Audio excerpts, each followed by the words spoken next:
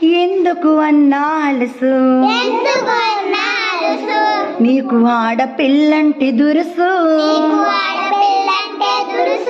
ఎందుకు అన్నా అలసు నీకు ఆడపిల్లంటి దురుసు నిన్ను కన్నది అమ్మే కదా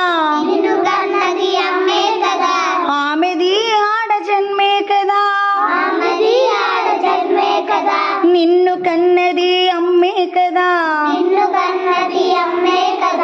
ఆమెది ఆడ జన్మే కదా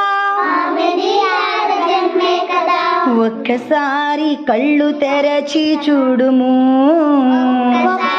కళ్ళు తెరచి చూడుము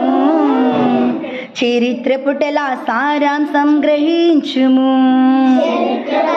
సారాంశం గ్రహించుము